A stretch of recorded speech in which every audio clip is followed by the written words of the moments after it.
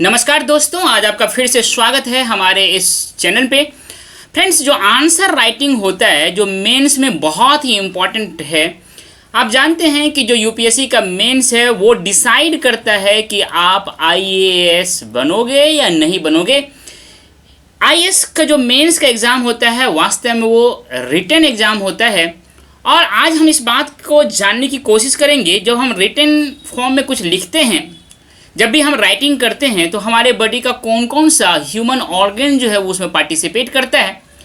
इसलिए आप अच्छी तरह से हमारे साथ बने रहिएगा।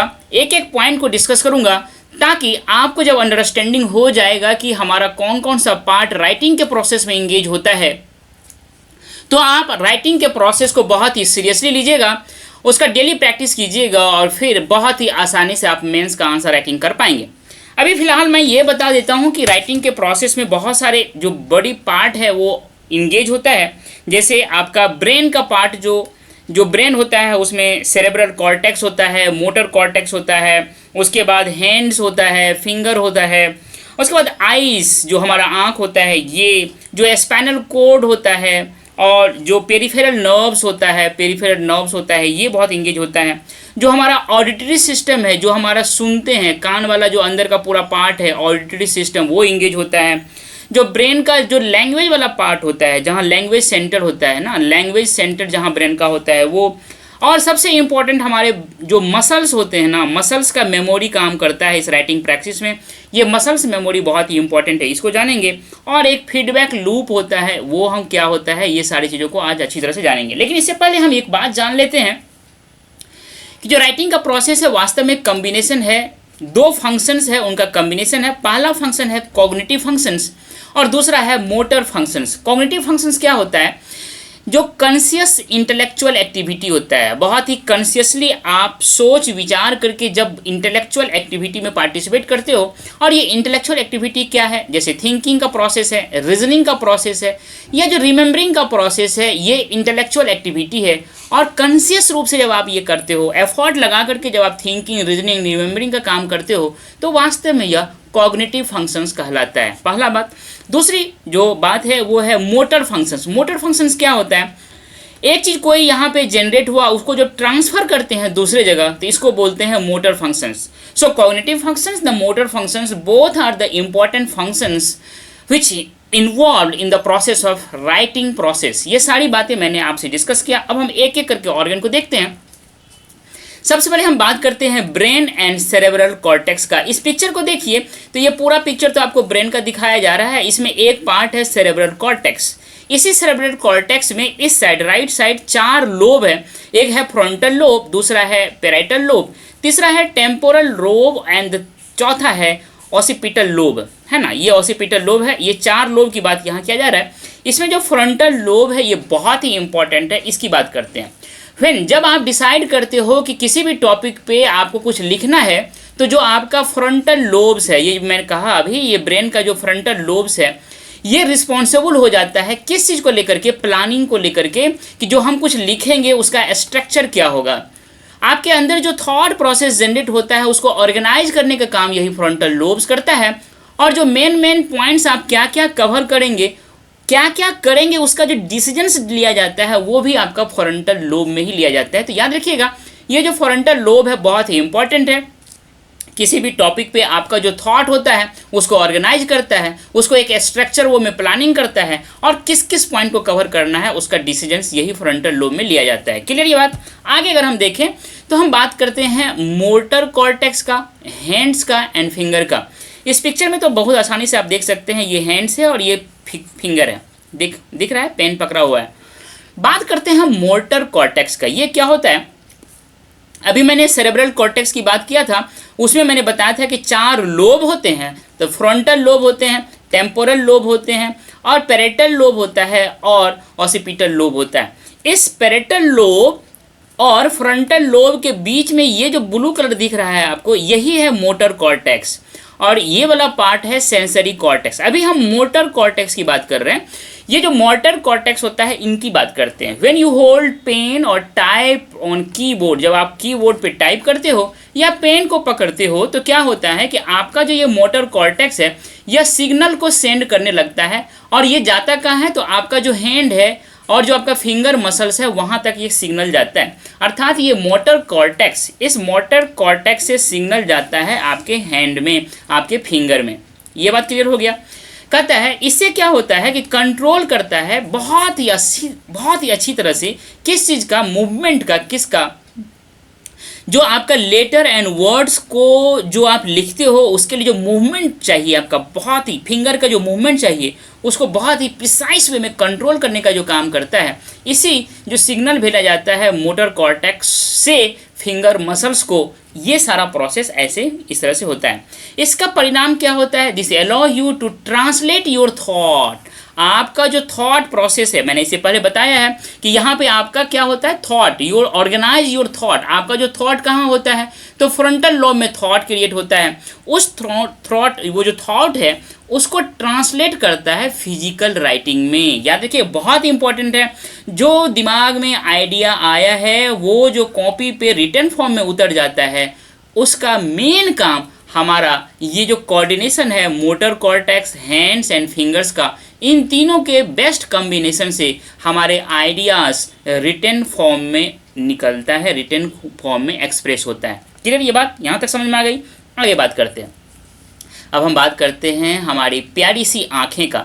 ये जो आँख है बहुत सुंदर है। ये करता क्या है? ये रीड करता है सोर्स मटेरियल, या जो आप खुद लिख रहे हो। याद रखिएगा, सोर्स मटेरियल को हम रीड करते हैं उस समय, या जब हम लिखते हैं तो खुद उस लिखते हुए को हम पढ़ते भी हैं, देखते भी हैं, जो लिख रहे हैं उसको देख भी रहे हैं ऑन ए स्क्रीन और ए पेपर। याद रखिएगा, ये बात तो क्लियर हो गया। Your eyes provide visual input. जो आप लिख रहे होते हो तो इसको हम देख भी रहते हैं क्या हो रहा है, तो ये हमारा एक विजुअल इनपुट होता है। ये हमारा आँख ये जो देख रहा है ये विजुअल इनपुट प्रोवाइड करता है कहाँ, तो हमारे ब्रेन को। इससे क्या होता है, कंप्रीहेंड द इंफॉर्मेशन। हम हाथ से जो कुछ भी लिख रहे होते हैं इसका इंफॉर्मेशन बहुत ही आसानी से हमारे दिमाग को समझ में आ जाता है। गैदर एविडेंस, मतलब हम जो हाथ से लिख रहे होते हैं, जो चीज़ लिख रहे होते हैं, जैसा लिख रहे होते हैं, जो कुछ भी उस पेज पे घटित हो रहा होता है वो सारे एविडेंस को इकट्ठा करके ब्रेन को पहुंचाता है। And the ensure the accuracy of writing. जो हम आंसर, जो हम राइटिंग लिखते हैं उसका कितना एक्यूरेटली हम आंसर लिख रहे हैं, कितना एक्यूरेटली हमारा हैंड राइटिंग अच्छा हो रहा है और चीज़ अच्छा हो रहा है, उसको इंश्योर जो करते हैं हम अपने आइस के कारण ही कर पाते हैं, अपने आँख के कारण ही कर पाते हैं। आगे अगर हम बात करें तो है आर्म एंड शोल्डर मसल। ये मसल की बात करते हैं। जो आर्म्स हैं, शोल्डर है, इसका जो मसल्स है इसकी बात करते हैं। While writing by hand, arms and shoulder muscles जो आपका होता है ये प्रोवाइड करता है क्या, स्टेबिलिटी एंड कंट्रोल। किस चीज़ को लेकर के, आप जो हैंड को मूव करते हो अपने पेज पर, जो पूरे पेज पे जो आप अपने हैंड को मूव करते हो, लिखते हो, फिर ऐसे लिखते हो, फिर ऐसे लिखते हो, ये जितना भी मूवमेंट होता है ये आपका जो आर्म एंड शोल्डर मसल्स है उसका जो कंट्रोल होता है, स्टेबिलिटी और कंट्रोल होता है इसी मसल्स के द्वारा होता है। इसके कारण ये बहुत ही अच्छी तरह से मूवमेंट होता है। And maintaining the appropriate posture for comfortable writing. हम किस वे में लिखते हैं? कोई आदमी हाथ को ऐसे, पेन को ऐसे पकड़ते हैं, कुछ आदमी दूसरे तरह से पकड़ते हैं। तो आपका पेन का पकड़ने का पोस्चर क्या होना चाहिए, हाथ का पोस्चर कैसा होना चाहिए, फिंगर का पोस्चर कैसा होना चाहिए, ये सारे जो मेंटेनेंस होता है ये आपका आर्म एंड शोल्डर मसल्स जो है इसके कारण हो पाता है। क्लियर ये बात? आगे अगर हम देखें, बहुत important, spinal cord and peripheral nerves. Picture में देख लेते हैं। ये तो ब्रेन वाला पार्ट हो गया, इसके नीचे ये स्पाइनल कोड हो गया, रीढ़ के हड्डी के नीचे ये जो है ना ये स्पाइनल कोड हो गया, और ये जो देख रहे हैं नर्व्स हैं। यहाँ पे नर्व्स दो तरह के होते हैं, एक पेरिफेरल नर्व सिस्टम होता है और सेंट्रल नर्वस सिस्टम होता है, नर्व सिस्टम। याद रखिएगा, सेंट्रल नर्वस सिस्टम में क्या क्या होता है, ब्रेन और स्पाइनल कोड इंक्लूडेड होता है, और जो पेरिफेरल नर्वस सिस्टम होता है, पूरे ह्यूमन बॉडी में जो नर्व्स होते हैं उसको पेरिफेरल नर्वस सिस्टम कहते हैं। तो ये स्पाइनल कोड और पेरिफेरल नर्वस सिस्टम की बात करता है। जो स्पाइनल कोड होता है वो रिले करता है, वो सेंड करता है, भेजता है सिग्नल्स। कहाँ से? तो ब्रेन से। ब्रेन से सिग्नल निकलता है और टू कहाँ जाता है? तो आपका जो हैंड और फिंगर्स है उसका जो मसल्स है वहाँ तक जाता है। तो याद रखिएगा spinal cord is very important. कहता है as you hold a pen, जैसे ही आप पेन को पकड़ते हो तो आपका जो पेरिफेरल नर्व्स है, मतलब शरीर में हर जगह जो नर्व्स फैला हुआ है उसको पेरिफेरल नर्व्स कहते हैं। तो जो हाथ का है पेरिफेरल नर्व्स है वो सेंड करता है, भेजता है फीडबैक किसको? तो आपके ब्रेन को। किस से रिलेटेड? जो प्रेशर होता है एंड पोजीशन होता है पेन का। पेन को जिस प्रेशर से पकड़ते हो, जिस पोजीशन में पकड़ते हो, उसका फीडबैक ये आपके ब्रेन को भेजता है। कौन? तो ये पेरिफेरल जो नर्व्स है वो।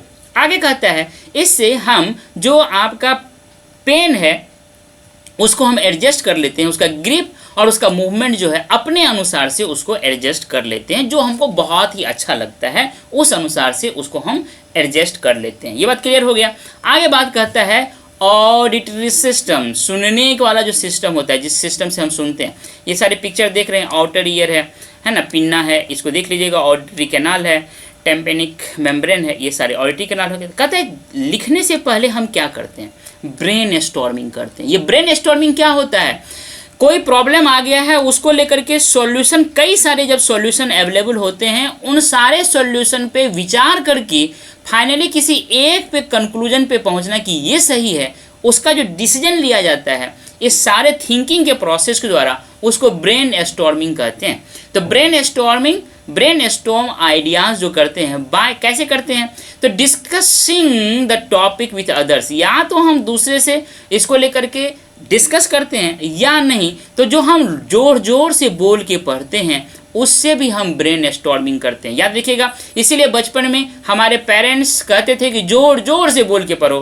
क्यों?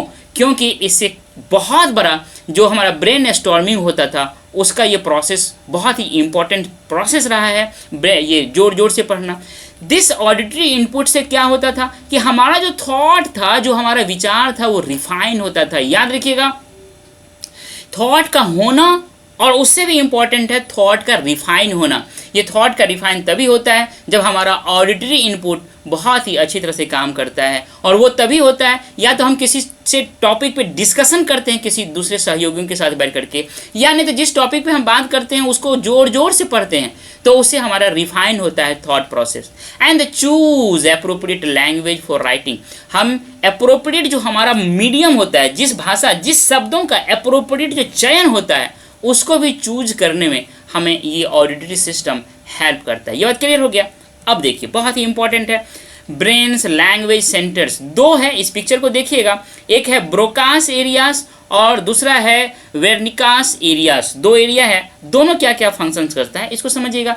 ये जो ब्रोनिकास एरिया, न्यूनिकस एरिया और ब्रेन है, ये रिस्पॉन्सिबल है लैंग्वेज प्रोडक्शंस के लिए एंड द कम्प्रीहेंशन के लिए। कम्प्रीहेंशन का मतलब होता है समझने की योग्यता, रिस्पेक्टिवली यहाँ लगा हुआ है। इसका मतलब है वर्किंग्स जो है इस ब्रेन के इस पार्ट में हमारा कम्प्रीहेंशन होता है, मतलब हम इसमें समझते हैं, बोध जो होता है किसी चीज़ को समझने की क्षमता होती है। असल में यहीं पे कॉग्निटिव जो है वो हमारा सारा चीज़ यहीं होता है। तो ये कॉग्निटिव जो होता है, जो कुछ भी हमने समझा है उसको फिर लैंग्वेज में प्रोड्यूस करते हैं। जो आदमी गूंगा होता है, जो बोल नहीं पाते हैं, वास्तव में उसमें वर्निक्स फंक्शंस तो एक्टिवेट होता है, पर ये जो ब्रोकास फंक्शंस है ये किसी तरह से जब डैमेज हो जाता है या हैम्पर हो जाता है तो वो व्यक्ति बोल नहीं पाता है। तो वास्तव में जो ब्रेन लैंग्वेज सेंटर हमारे ब्रेन में ये दो है, इसमें एक से हम कंप्रीहेंशन करते हैं, दूसरे से लैंग्वेज का प्रोडक्शन करते हैं। इससे क्या होता है, इससे हम they enable you to generate coherent sentences, इससे बहुत ही स्पष्ट सेंटेंसेस हम जनरेट कर पाते हैं। And understand the meaning of words as you write, जो हम लिखते हैं तो लिखते वक्त जो हम कुछ वर्ड यूज करते हैं उस वर्ड का प्रॉपर मीनिंग है उसको भी हम देखते देखते समझ जाते हैं कि हाँ ये वर्ड सही है, मतलब अंडरस्टैंड कर पाते हैं meaning of the words as you write. जो वर्ड हम यूज करते हैं उसका मीनिंग भी हमको अच्छी तरह से समझ में आता है, साथ साथ ये प्रोसेस होता है ब्रेन के इसी लैंग्वेज सेंटर के कारण। ये बात क्लियर हो गई। आगे अगर हम बात करें, वेरी इंपॉर्टेंट है मसल मेमोरी, इसीलिए मैं बोलता हूँ इस चीज़ को जानिएगा तब समझ में आएगा कि क्यों राइटिंग प्रैक्टिस पर डे करना चाहिए, specially when you are preparing for UPSC और सिविल सर्विसेज। योर मसल्स जो होता है ना, रिमेंबर करता है the motor patterns required for writing. जब भी आप कुछ लिखते हो तो मोटर जो होता है, जिस तरह से पैटर्न होता है वो डेवलप हो चुका होता है, बार बार लिखते हो तो जो आप बार बार मोटर पैटर्न डेवलप हो चुका होता है उसको आपका मसल्स रिमेंबर कर लेता है, याद कर लेता है। Whether it is forming specific letters होता है, टाइपिंग कॉमन वर्ड्स होता है ना। This muscles memory allows for smoother and fast writing over time. अगर आपने बार बार राइटिंग प्रैक्टिस किया तो आपका जो मसल्स है वो रिमेंबर कर लेता है मोटर पैटर्न। मैंने बोला था कि यहाँ पे कुछ सोचा जाता है, इसको फिर जो सेंड किया जाता है कहाँ, फिंगर के पास। तो ये क्या हो गया, फिंगर मतलब जिस चीज़ से आप लिख रहे हैं। कई लोग जो है पैर से भी लिखते हैं, तो है ना, पैर का जो फिंगर उससे भी लिखते हैं। तो जो फिंगर होता है, ये जो भेजा जा रहा है ना, मोटर पैटर्न ये कहलाता है। इसको आपका जब मसल्स याद कर लेता है तो फिर इस पे आपके ब्रेन को एफर्ट लगाने की ज़रूरत नहीं होता, ये यूज टू हो जाता है। इसीलिए आपका राइटिंग बहुत ही फास्ट हो जाता है और बहुत ही स्मूथर हो जाता है। याद रखिएगा, यूपीएससी का आंसर, यूपीएससी का तैयारी कर रहे हैं तो आपको पर डे राइटिंग प्रैक्टिस करना है। चाहे आप थोड़ा सा ही लिखो लेकिन ज़रूर लिखिए। ये इसी कारण से मैं बोलता हूँ, क्योंकि जो आपका मसल्स है उसका एक मेमोरी होता है, वो जब एक चीज़ को याद कर लेता है तो उसके कारण बार बार कहना नहीं पड़ता उनको, और आपका राइटिंग बहुत ही फास्टर हो जाता है, बहुत ही स्मूथर हो जाता है। क्लियर। आगे कहता है feedback loop. As you write your brain क्या करता है, प्रोसेस करता है visual information from the text. जो कुछ भी आप लिखते हो उसको आपका आंख देखता है, उसको जो है क्या करता है, ये विजुअल इंफॉर्मेशन आंख भेजता है, उसको प्रोसेसिंग ब्रेन करते रहता है। Monitor the motor movement of your hand. साथ ही साथ आपका जो हैंड का मोटर मूवमेंट है उसको भी मॉनिटर करता है। कहता है कि अगर आपने या आपका ब्रेन ने नोटिस कर लिया कि वहाँ कोई मिस्टेक हुआ है तो your brain sends corrective signals. आपका ब्रेन कहता है कि देखो इसको करेक्ट करो, और फिर आप एडजस्ट कर लेते हो राइटिंग को और सही सही राइट कर डालते हो। मतलब जो गलतियाँ होती है उसको आप सुधार कर लेते हो। तो ये फीडबैक लूप है, ये बहुत ही इंपॉर्टेंट है। ये सारी बातें मैंने आपसे किया। इसका मतलब एसेंस में अगर हम संक्षेप में कहें तो ये जो राइटिंग प्रोसेस है ये मल्टी फेस्टेड इंटरेक्शंस है। किसका, तो cognitive functions, language process, fine motor control and sensory feedback. क्या होता है, यहाँ सोचा हमने, जो सोचा उसको हमने एक लैंग्वेज में ट्रांसफ़र किया। जैसे आप डिजिटल वर्ल्ड में 0 और 1 में ट्रांसफ़र, 0 और 1 में बाइनरी लैंग्वेज होता है, उसी तरह से जो आपके ब्रेन का कॉग्निटिव फंक्शंस होता है सोचने समझने का, उसको फिर से ट्रांसलेट किया जाता है इस लैंग्वेज प्रोसेसिंग में। और मोटर जो सिस्टम होता है उससे आप फिंगर तक उसको सेंड करते हो, और फिर जो सही है गलत है उसका जो फीडबैक मिलता है ब्रेन को, और उसके अनुसार अगर सही है तो कंटिन्यू करता है, गलत मिस्टेक हो गया है तो उसको फिर से करेक्ट करता है। तो ये 4 प्रोसेस चलते रहता है। This intricate coordinations allow you to translate your thought and ideas into the written form effectively. ये चारों चीज़ों का कॉम्बिनेशन के कारण आपके पास जो आइडियाज़ है, जो थॉट है, इसको बहुत ही आसानी से आप रिटन फॉर्म में ट्रांसलेट कर पाते हो। यही तो राइटिंग होता है, यही राइटिंग प्रैक्टिस होता है। पढ़ते बहुत हो लेकिन उसको रिटन फॉर्म में जब तक ट्रांसफ़र नहीं करोगे तब तक मेंस क्लियर नहीं होगा।